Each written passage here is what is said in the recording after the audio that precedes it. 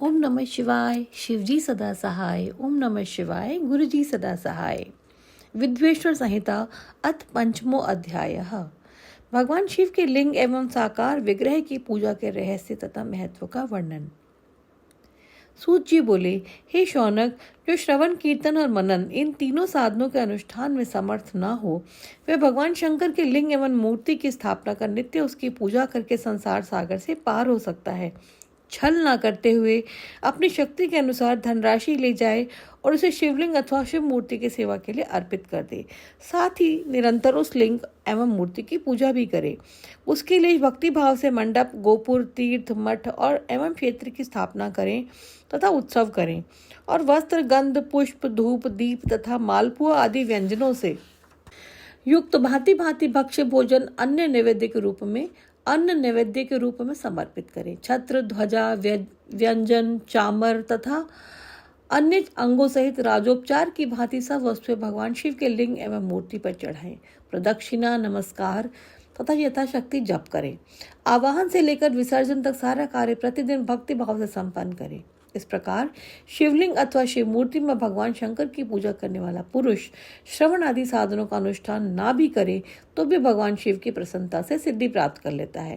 पहले के बहुत से महात्मा पुरुष लिंग तथा शिव मूर्ति की पूजा करने मात्र से भवबंधन से मुक्त हो चुके हैं। ऋषिगण बोले, मूर्ति में ही सर्वत्र देवताओं की पूजा होती है, परंतु भगवान शिव की पूजा सब जगह मूर्ति और लिंग में भी क्यों की जाती है? सूत जी बोले, हे मुनीश्वरों, आप लोगों का यह प्रश्न तो बड़ा ही पवित्र और अत्यंत अद्भुत है। इस विषय में महादेव जी ही वक्ता हो सकते हैं। कोई पुरुष कभी और कहीं भी इसका यथार्थ प्रतिपादन नहीं कर सकता। इस विषय में भगवान शिव ने जो कुछ कहा है और उसे मैंने गुरु जी के मुख से जिस प्रकार सुना है उसी प्रकार क्रमशः वर्णन करूंगा। एकमात्र भगवान शिव ही ब्रह्म रूप होने के कारण निष्कल, निराकार कहे गए हैं। रूपवान होने के कारण उन्हें सकल भी कहा गया है, इसीलिए सकल और निष्कल दोनों ही हैं। शिव के निष्कल, निराकार होने के कारण ही उनकी पूजा का आधारभूत लिंग भी निराकार ही प्राप्त हुआ है, अर्थात शिवलिंग शिव के निराकार स्वरूप का प्रतीक है। इसी तरह शिव के सकल या साकार होने के कारण उनकी पूजा का आधारभूत विग्रह साकार प्राप्त होता है, अर्थात शिव का साकार विग्रह उनके साकार स्वरूप का प्रतीक होता है। सकल और अकल, समस्त अंग आकार सहित साकार और अंग आकार से सर्वथा रहित निरंकार। रूप होने से ही वे ब्रह्म शब्द से कहे जाने वाले परमात्मा हैं। यही कारण है कि सब लोग लिंग निराकार और मूर्ति साकार दोनों में ही सदा भगवान शिव की पूजा करते हैं। शिव से भिन्न जो देवता हैं वे साक्षात ब्रह्म नहीं हैं, इसलिए कहीं भी उनके लिए निराकार लिंग नहीं उपलब्ध होता। अतः सुरेश्वर, इंद्र, ब्रह्मा आदि देवगण भी निष्कल लिंग में पूजित नहीं होते। सभी देवगण ब्रह्म न होने से अपितु सगुण जीव होने के कारण केवल मूर्ति में ही पूजे जाते हैं। शंकर के अतिरिक्त अन्य देवों का जीवत्व, सदाशिव का ब्रह्मत्व वेदों के सारभूत उपनिषदों से सिद्ध होता है। वहाँ प्रणव, ओमकार के तत्व रूप से भगवान शिव का ही प्रतिपादन किया गया है। इसी प्रकार पूर्व में मंदराचल पर्वत पर ज्ञानवान ब्रह्मपुत्र सनत कुमार मुनि ने नंदिकेश्वर से प्रश्न किया था।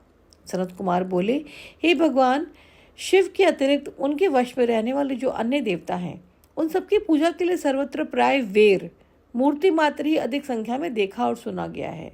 केवल भगवान शिव की ही पूजा में लिंग और वेर दोनों का उपयोग देखने में आता है।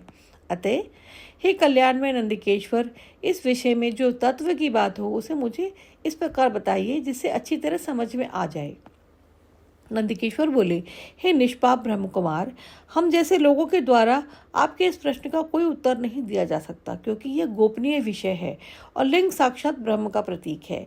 इस विषय में भगवान शिव ने जो कुछ बताया है उसे मैं आप शिव भक्त के समक्ष कहता हूँ।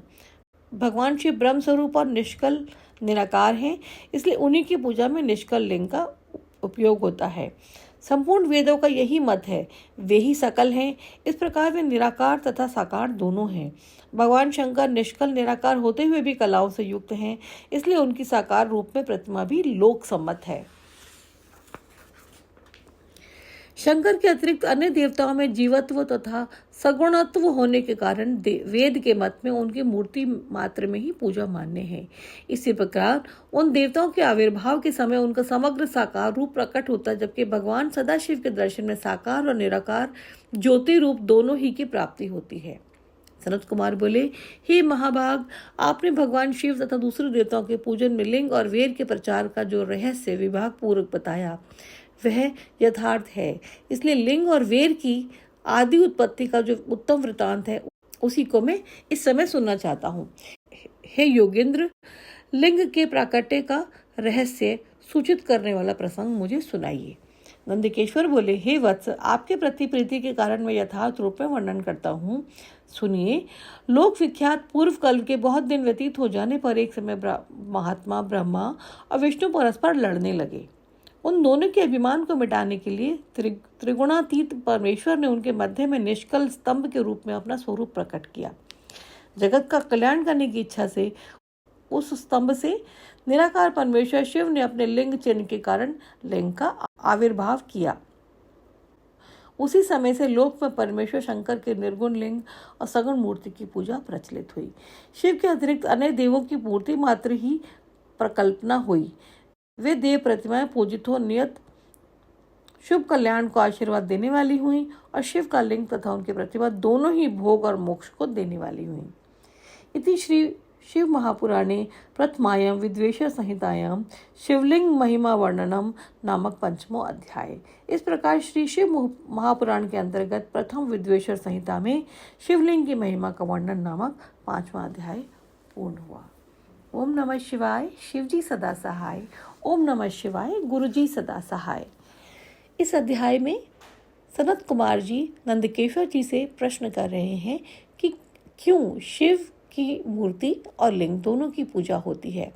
तो नंदकेश्वर जी ने उन्हें कहा कि क्योंकि शिव निराकार रूप में शिवलिंग के रूप में विराजमान है और साकार रूप में मूर्ति के रूप में विराजमान है, इसलिए केवल शिव की पूजा लिंग और मूर्ति के रूप में होती है। बाकी सभी देवता सगुण रूप में उत्पन्न हुए, इसलिए उनकी पूजा मूर्ति रूप में सदा की जाती है। ओम नमः शिवाय।